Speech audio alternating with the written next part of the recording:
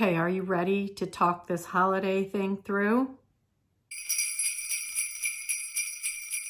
Hi friends, I'm Tanya with Range Cottage. Welcome for those of you that are coming back, or if you've only been here this first time, thanks for stopping by. Today I have had something on my mind for quite a while. I've been seeing all of the holiday, Christmas, Halloween even, and Thanksgiving decorations and build up happening, which is, let's face it, it's a normal part of life, especially here in the US. But I really wanted to talk about some things that have changed for me over the past few years. And maybe you're in that place too, that you want to do something different. Now, let me make this disclaimer. I am not a Scrooge. I am not anti-holiday. As a matter of fact, I'm kind of the opposite. The pendulum has swung. My grown kids will tell you that when they were little, every inch of the house was decorated. It was like Whoville, if you've ever watched The Grinch. And I enjoyed it at that time.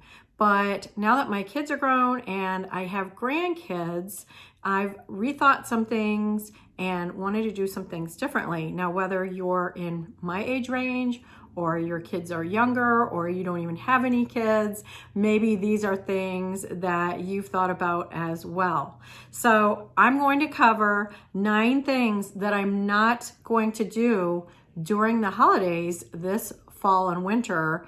And I'm also not going to leave you hanging. I'm going to tell you what I'm going to do instead. So let's start with the first one. I've got my notes here in front of me.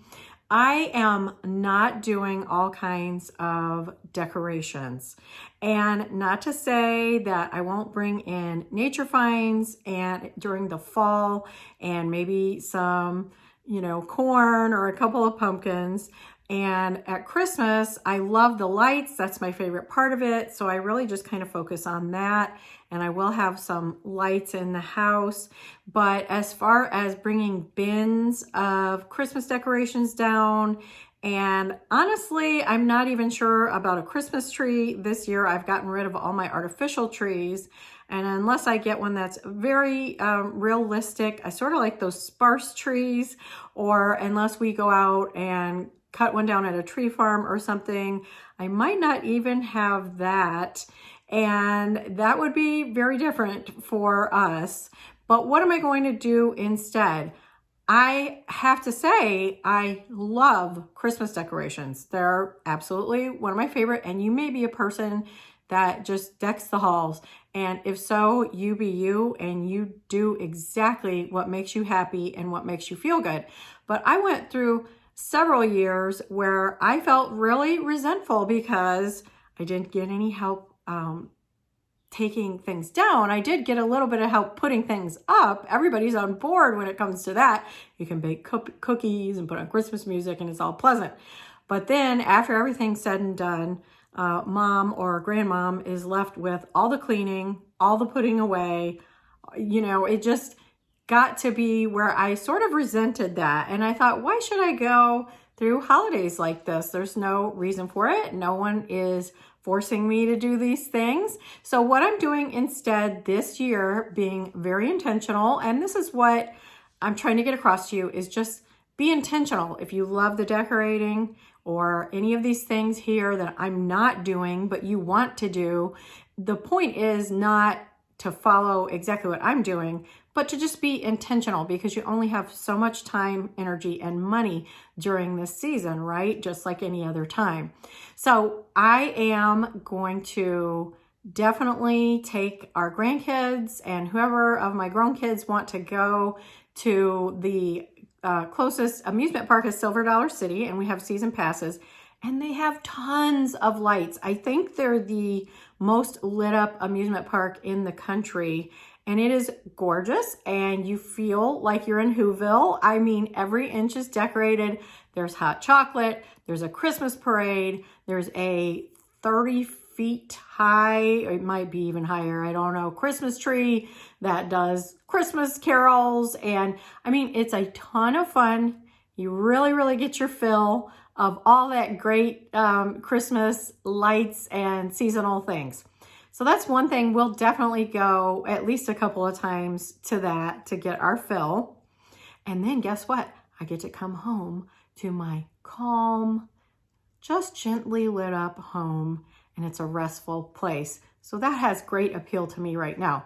Another thing that we're going to do is Rob and I have already said that we're going to go to every Christmas home tour that we can find, and I'm going to video those for you because that will be really enjoyable. And I'm hoping to find some up in Eureka Springs because they have those vintage Victorians up there. We'll see when the season gets closer, but stay tuned for that. So that will be another way to get my fill of Christmas lights, decorations, all the gorgeous little Christmas villages and trains and all that fun stuff that are a feast for the eyes and that I love, love, love, but I just don't necessarily want set up in my house, right?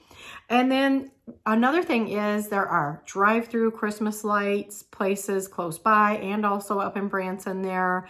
Up in Tulsa, sometimes we go there to do a little shopping. It's a couple hours away, but there are a couple of neighborhoods there that really do the outside lights, and it's so fun just to get a hot drink and drive around and just look at all the gorgeous homes with all the beautiful, beautiful lights on them. So again, getting my fill of all the Christmas decorations. Okay, for number 2, it's making too much food. And let me explain. When I was growing up, my mom was basically Martha Stewart before Martha Stewart had hit the scene. She was an interior designer. She cooked. She had everything spotless and organized all the time. She just always had it all together and was a working mom after I had entered school. So I'm not sure how she did it all, but every holiday was just a feast. And I mean a feast of abundance. Every Thanksgiving or Christmas, there were at least 7 different types of pies. There were other desserts. There were homemade candies. Okay, had to deal with the little Peanut, our little Boston Terrier. She's bored in the house because I'm here by myself. And it's a little chilly outside, so she's not out there. But I was saying there was just an abundance of food. And it was an amazing thing to go into the holidays like that. And I think it's something that my mom just really enjoyed celebrating that way. While my husband, Rob, and I are definite foodies, we love to cook. Our whole family, really, our grown kids like to cook. They like to eat. A big part of the holidays is the homemade food, or heaven forbid, you can buy a dessert or something like that. Took me years to do that too. But we all really enjoy the food. But something that we've learned, and it took us a lot of years, to not overcook. And here's part of the reason why. I don't need enough turkey stuffing and gravy and mashed potatoes to last 2 weeks after the holiday. For one thing, I'm usually only indulging in those things on the actual holiday, and I really don't want them around afterwards. And even sending leftovers home with my grown kids, I still would have more left over, and especially of desserts when we get carried away with making too many of those. So we've learned to scale way back. It's much better on the budget, for one thing. And again, that's a lot of foods that we just don't want around. I know a lot of us are trying to cut down on our sugar and our starchy foods. So we just have kind of scaled way back and had what's going to be eaten on the day. We don't like to run out that day, but we sure don't want to have enough for way, way long after that. So what are we doing instead? What am I doing instead is I'm going to focus in on just family favorites, or maybe one new recipe for a dessert or something that I want to try. But that's what I've done the last few years, is kind of surveyed my kids or ask for what they want to cook. And you can ask for help, which is another one that has taken us, my husband and myself both, a long time to do. It was hard for us to say, hey, we don't want to cook all of this, because we do love to do it. But so I kind of surveyed my adult kids and said, what are the must-haves and the favorites that mean, the holiday to you for Thanksgiving or for Christmas? So that's what we've done. And we also scaled back on Christmas. It was really hard because we were doing a Christmas Eve meal, which we usually kept simpler, but still there was cooking and preparation and buying of the food involved. Well, we still do that, but Christmas Day, we have scaled back to just a brunch. And we bought a really nice waffle maker from Williams-Sonoma. And so waffles are always the centerpiece of it. And then we'll have, eggs and bacon and juices and things like that. And that's all fairly simple to get ready mid-morning. And then we're done cooking for the day. If everybody wants to have dinner together, then we'll go out. And heaven forbid, you can do it. And we actually went to a Chinese buffet last year, and it was really fun. And my grandkids enjoyed it, and we had a great time. So that's kind of becoming our new tradition that we've started over the last couple of years. And it really takes a lot of pressure off of me, where I can enjoy the day a lot more. Okay, so number 3, I am not going to do too much shopping.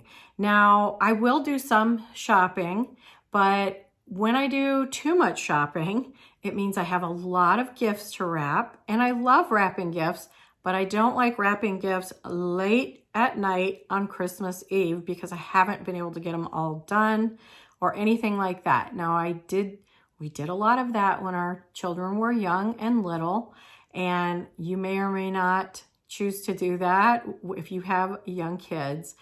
But now we have adult kids who they don't really need anything from us. So we may just get something small for them and maybe a little bit of cash depending on our budget. And then grandkids are still fairly young, so I will buy a couple of things for them to open, but they've got their aunt and uncle to buy for them as well, and their mom and dad. So there'll be no shortage of gifts for them to open. So what I am going to do instead is focus on shopping small, maybe small makers, or on Etsy or locally, people that are making and selling things handmade. Or I am going to shop online as much as possible. And this has changed over the last few years. I know a lot of you like to shop online, and it's simple. I don't have to wait in checkout lines or anything like that. It comes to my house and I can get it wrapped and under the tree. Greatly simplifies everything for me. And I do like to go out to the stores sometimes, especially your higher end stores, because they decorate for Christmas and it's fun and it's enjoyable, but not on the busiest times of the day. I may want to just go browsing just to have a little bit of fun and enjoy the lights. So number 4, this one may be controversial. I don't know. We used to do a lot of Christmas cards. We have, friends and family out of state and even locally and such. I'm not going to be doing any Christmas cards. I love Christmas cards. I think they're beautiful, but honestly, we just don't keep them. Now, I had a mother-in-law that I'm pretty sure she kept every card she ever got. She just absolutely loved and adored them. And if that's you, more power to you. I'm saying this without judgment. Again, I'm just saying, for me, trying to keep up with a Christmas card list is just a little too much for me, and postage has gone up, etc., etc. So I probably won't be buying any Christmas cards or sending any Christmas cards. Now, what will I do instead? Well, I will post on social media, where I have a lot of family and friends that follow along as I follow their lives and see their kids and families. So we'll probably just have a couple of photos on there and wish everyone well. And that's what we'll do. And it'll greatly simplify everything for me. Okay, on to number 5. I will not be overspending this year. And this can be a tough one, especially if you have young kids or grandkids that are super fun to buy for. But we are definitely not overspending this year. And what this is about, what we'll do instead, is to be intentional about our budget. We'll set a budget, and that's it. And budgets aren't always a bad thing, because then you only have a certain amount of money to work with. And so you can get the most bang for your buck, or you can use your creativity. You may want to get into some handmade gifts, or I know that I have a lot of sort of craft supplies and fabric and things like that I might, sometimes it really spurs my creativity to come up with something out of that. But more so, I'm just going to keep it simple, realize that resources are limited. None of us in our family have any shortage of stuff. So just enjoying what we have and getting maybe a couple of little surprises for my grandkids and such will be enough, and it will be within our budget this year. Okay, so number 6, and I'm talking to probably mostly the women here. I'm not going to ignore my self-care this holiday season. And this is a hard one for me, because I've always been a person that feels like, me being last on the totem pole, I guess, is how I best serve my family. But when I ignore my self-care, because I get so busy and I get so wrapped up in making things seem, perfect for everyone, then I enter into the different holidays with exhaustion, maybe some resentment. Maybe I do actually end up going down with something because my immune system has been lowered. So not ignoring self-care during this fall and winter season is a really important one. And what I'm going to do instead is take time for the proper rest and take time for some gentle exercise, walking, stretching, doing whatever it is you enjoy, just to get your body moving and get out of the house or off the screens. And then also making sure to take the time to sort of meal plan. I'm not a real, staunch meal planner, but I like to sort of figure out what's going to be happening during the week and maybe do a little bit of batch cooking, just so that there's food there that we can make up into healthy meals pretty quickly. And I'm not tempted to hit a hamburger joint or something like that. So taking time to do those things and not sort of changing my routines too much by getting too busy with all kinds of holiday parties and fun and visits and all of that. Those are all great, but just be selective and make sure you're still scheduling in that time to take care of yourself, so you can come into the holidays with your best energy and your best foot forward and really enjoy who's there and what's going on. Okay, we're already to number 7. And number 7, what I'm not going to do during the holidays this year is overeat too much sugar. And I know this can be a really tough one. It seems like at every turn, you're being offered a plate of fudge or brittle or candy or chocolate something or caramel corn or all those great holiday treats. And for the last few years, I have really been intentional about this and making sure that I don't overeat too much sugar.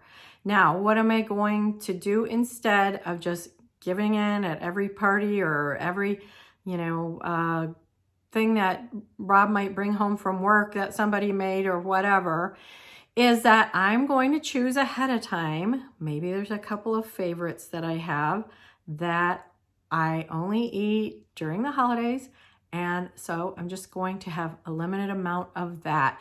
I do love to make homemade sea salt caramels. So that might be one of my little indulgences, but also making sure that I have some alternate things that don't have sugar, maybe homemade, like protein bars or fat bombs or something that's not full of sugar that makes me feel like I'm having a little bit of a treat, but doesn't, give me that sugar high and crash and just not feeling well.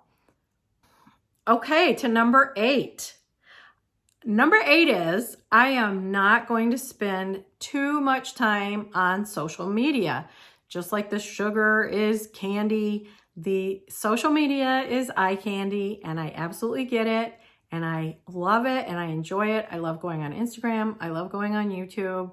I love going on Pinterest and just seeing all the ideas and beautiful homes and beautiful lifestyles. And yes, all to it. It's great. And you do get a lot of ideas and can fuel your creativity that way. But when it goes beyond that and you start getting frustrated or start getting in comparison, frustration, or issues, then, it might be time to cut back. What I'm going to do instead of spending excessive amount of time on social media is I'm going to try to make real connections. Maybe go have coffee with a friend at a local coffee shop, or take a walk with my dogs, with one of my kids or grandkids, just trying to be in real life as much as possible and with the people that I love and care about as much as possible. So I think that'll be a great substitute if I'm very intentional about that and block out the time, which is what this video is pretty much all about, is just being intentional through this holiday season, because things can just run away and your schedule can just get crazy, and you scream into January feeling terrible, pants not fitting, feeling, frustrated about not getting to do the things you wanted to do, etc. So this is what this is about, is avoiding that as much as possible. None of us are perfect. It's not a perfect plan. There is no such thing. But I'm hoping that this video will help you to be intentional about what you're not doing and what you'll do instead this year. Okay, and last but not least is number 9. And this one is very specific and personal to me, is that I am not going to focus on what is imperfect or incomplete in my house. We are DIYers. It's probably mostly my fault, some of the chaos, because I love to redo things. I love to change things up. We're in an older house that needs improvements. So we've been working on this house for quite some time. We have some bigger projects we're trying to finish, but it's very frustrating, can be very frustrating to me to enter into the holidays when things are not finished or completed. And just based on experience, I have entered into a lot of holidays in that state, and I spend a lot of time in frustration. So I just don't want to go there this year. I'm not going to focus on any of the negatives that might be going on or things I see as negative. And what am I going to do instead? Instead, I'm going to focus on what a blessing it is to have a roof over our heads, for sure. And then I'm also going to focus on the positives in my house. For instance, baking cookies in the kitchen with my grandkids. We have a nice big island. We can spread out. They can decorate. They can have a lot of fun. So, and we have everything we need there in the kitchen. So that's one thing that I'll focus on. And then maybe having a fire in the fireplace. For many years when we were first married and had our first home, there was no fireplace, and we always wished we had one.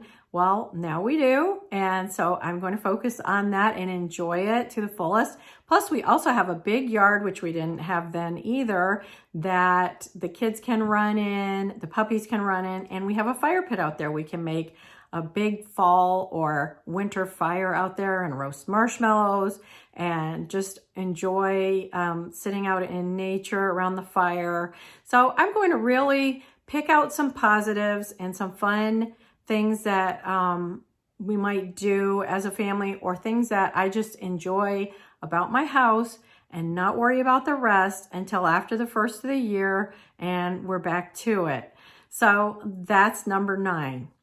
So I hope that some of these may have struck a chord with you, and maybe there's some areas that you're struggling in or thinking about. And my biggest hope is that you would just think things through and think about that no one is forcing you to do any of the activities that go along with these holidays unless you really enjoy it or find value in it, you and your family and those that you live with or loved ones that come and visit. Just do what feels really good and take care of yourself, and let me know in the comments what you're not doing this year, or maybe what you've decided to add this year. And I'll see you next time here on Free Range Cottage.